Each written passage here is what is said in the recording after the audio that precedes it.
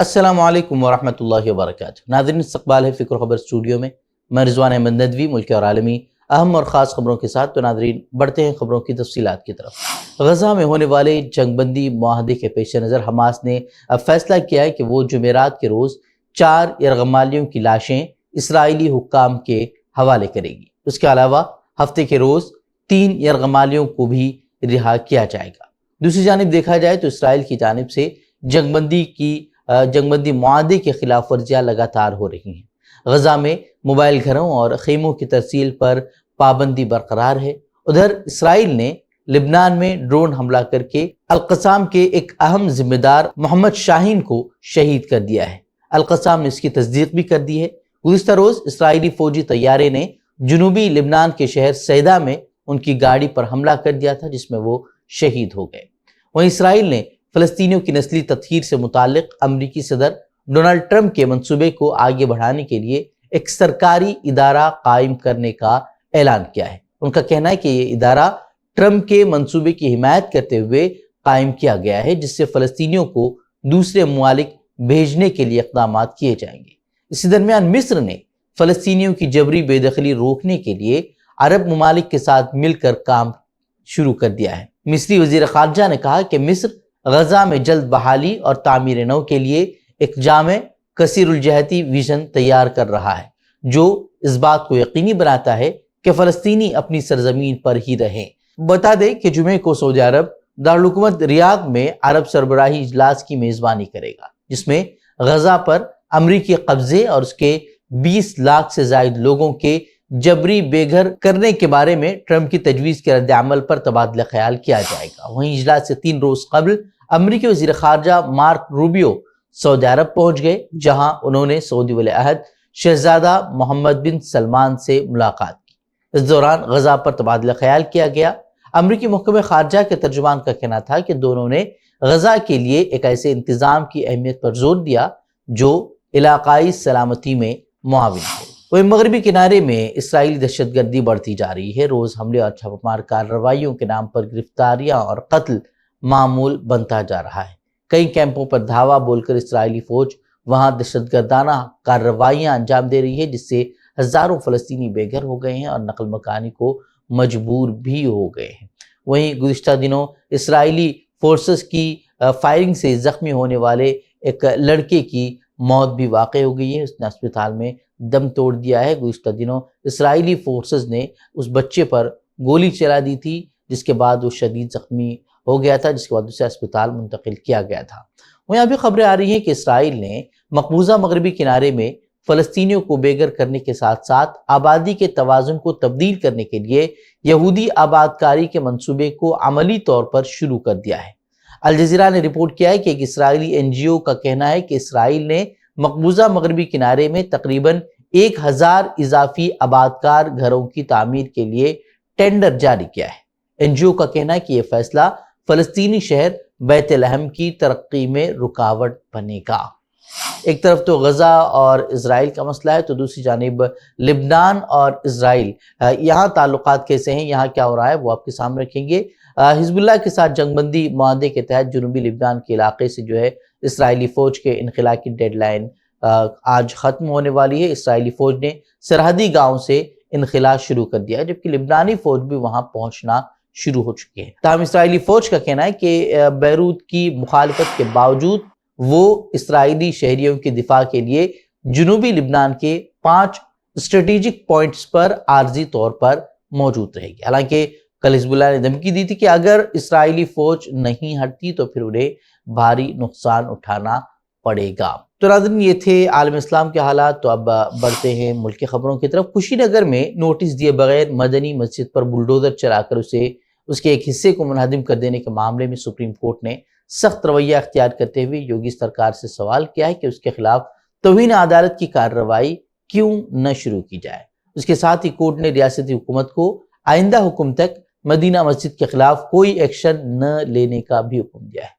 Justice be are گوئی اور justice اگسٹین George مسیح کی بینچ نے یہ فیصلہ مسجد انتظامیہ کی پیٹیشن پر سنایا ہے، جس میں الزام عائد کیا گیا ہے کہ بغیر کوئی نوٹس دیے مسجد کا انہدام کر کے جان بوجھ کر سپریم کورٹ کے حکم کی خلاف ورزی کی ہے۔ واضح ہے کہ 9 فروری کو صبح کشی نگر واقع تبلیغی جماعت کے مقامی مرکز مدنی مسجد پر غیر قانونی تعمیر کا حوالہ دیتے ہوئے بلڈوزر چلا دیا گیا۔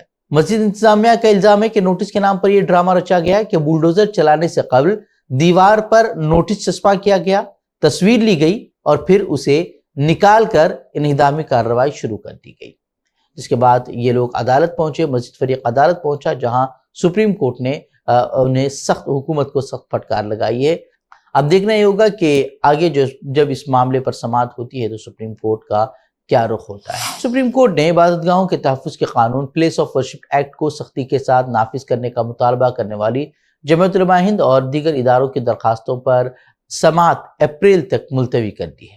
البتہ کورٹ نے واضح کیا ہے کہ مساجد اور درگاہوں کے سروے پر روک کا سابقہ حکم برقرار رہے گا اور ذیلی عدالتیں اس ضمن میں مزید نئی درخواستیں قبول نہیں کریں گی۔ چیف جسٹس سنجیو کھنہ اور جسٹس سنجے کمار کی بینچ نے عبادت گاہوں کے تحفظ کے قانون کی حمایت اور مخالفت میں داخل کی گئی تمام عرضداشتوں کو یکجا کر کے سماعت کی۔ سپریم کورٹ کی ہدایت کے باوجود مرکزی حکومت نے ایک بار پھر اپنا حلف نامہ داخل نہیں کیا ہے۔ اس قانون کی مخالفت کرنے والے وکلاء مرکزی حکومت کے جواب داخل نہ کرنے پر برہم ہو گئے۔ اس پر چیف جسٹس نے کہا کہ پہلے عرضداشتیں داخل کرنے کا عمل ختم ہو، اس کے بعد ہی مرکزی حکومت تمام عرضداشتوں پر ایک ساتھ حلف نامہ داخل کرے گی۔ گیانیش کمار کو مودی حکومت نے چیف الیکشن کمشنر مقرر کیا ہے۔ کانگریس نے تقرری پر اعتراض اٹھایا ہے، جبکہ سپریم کورٹ اس معاملے میں 19 فروری یعنی کہ کل سماعت کرے گا۔ لوک سبھا میں قائد حزب اختلاف راہل گاندھی نے اس تقرری کی مخالفت کرتے ہوئے کہا کہ کمیٹی کی ساخت غیر متوازن ہے کیونکہ اس سے سپریم کورٹ کے چیف جسٹس کو ہٹا دیا گیا ہے۔ راہل گاندھی نے تقرری کو لے کر ہوئے اجلاس جس میں وزیر داخلہ امت شاہ اور وزیر اعظم مودی سمیت راہل گاندھی شریک تھے، اس میں سپریم کورٹ میں دائر درخواست کا حوالہ دیتے ہوئے اس پر اعتراض ظاہر کیا، لیکن حکومت نے راہل گاندھی کی مخالفت کو نظر انداز کرتے ہوئے گیانیش کمار کی تقرری کا اعلان کر دیا ہے۔ گزشتہ روز دہلی، NCR، بہار اور بنگلہ دیش میں زلزلے کے جھٹکے محسوس کیے گئے تھے۔ اس کے بعد اب نیشنل ڈیزاسٹر ریسپانس فورس یعنی کہ NDRF نے اسے سنجیدگی سے لیا ہے اور ملک بھر میں سبھی بٹالین کو الرٹ کر دیا ہے۔ حکام کے مطابق یہ زلزلہ کسی بڑے زلزلے سے پہلے کی علامت بھی ہو سکتا ہے، اس لیے احتیاط برتی جا رہی ہے۔ تاہم فی الحال ملک میں ایسی کوئی ٹیکنالوجی نہیں ہے جو کہ زلزلوں کی درست پیشگوئی کر سکے، لہذا حالیہ جھٹکوں کو وارننگ کے طور پر لیتے ہوئے ملک بھر میں NDRF کے تمام بٹالین کو الرٹ کر دیا گیا ہے اور ٹیمیں فوری راحت اور بچاؤ کے کاموں کے لیے تیار ہیں۔ یوکرین روس جنگ کو ختم کرنے کے لیے سعودی عرب میں روس اور امریکہ کے درمیان مذاکرات ہو رہے ہیں، جس پر یوکرینی صدر ولادیمیر زیلنسکی ناخوش نظر آ رہے ہیں۔ یوکرینی صدر زیلنسکی نے دو ٹوک کہا ہے کہ وہ اس بات چیت میں اپنے وفد کو نہیں بھیجیں گے اور صاف کہہ دیا ہے کہ یوکرین کسی ایسے معاہدے کو تسلیم نہیں کرے گا جس میں اسے شامل نہیں کیا جائے۔ وہیں اسی کو لے کر فرانس کے صدر ایمینوئل میکرون نے امریکی صدر ڈونلڈ ٹرمپ اور یوکرینی صدر ولادیمیر زیلنسکی سے بات چیت کی ہے۔ اس دوران میکرون نے کہا کہ روس کو اپنی جارحیت کو ختم کر دینا چاہیے۔ انہوں نے یوکرین کے لیے مضبوط سیکیورٹی گارنٹی پر زور دیتے ہوئے یورپ، امریکہ اور یوکرین کو ساتھ مل کر کام کرنے کا مشورہ بھی دیا۔ وہیں دوسری طرف یوکرینی صدر زیلنسکی نے بھی یورپی رہنماؤں سے بات کی ہے۔ بعد میں انہوں نے فرانس کے صدر کے ساتھ ہوئی بات چیت کی تفصیل اشتراک کی۔ زیلنسکی کا پورا زور یوکرین کے لیے مضبوط اور قابل اعتماد سیکیورٹی گارنٹی حاصل کرنے پر لگا رہا۔ انہوں نے کہا کہ اس گارنٹی کے بغیر کوئی بھی معاہدہ روس کو اور زیادہ مزاحمت کرنے کے لیے بھڑکانے کا کام کرے گا۔ افغان طالبان کے حکومتی وفد نے خطے سے باہر پہلی بار جاپان کا دورہ کیا ہے۔ وفد میں اعلیٰ تعلیم، خارجہ امور اور معیشت کی وزارتوں کے حکام شامل ہیں۔ افغان نائب وزیر معیشت لطیف نظری کا کہنا ہے کہ افغانستان عالمی برادری کا فعال رکن بننے کے لیے باوقار تعلقات کا خواہاں ہے۔ دورے کے دوران افغان وفد جاپانی حکام سے ملاقاتیں کرے گا، تاہم جاپانی وزارت خارجہ نے فوری طور پر اس پر کوئی تبصرہ نہیں کیا ہے۔ تو ناظرین، یہ خبریں مزید خبروں کے لیے آپ ہمارے ویب سائٹ www.fikrkhabar.com کی طرف رخ کر سکتے ہیں۔ ویڈیوز کے لیے ہمارے YouTube چینل کو سبسکرائب کریں۔ تو ناظرین، چاہتے ہیں السلام علیکم ورحمۃ اللہ وبرکاتہ۔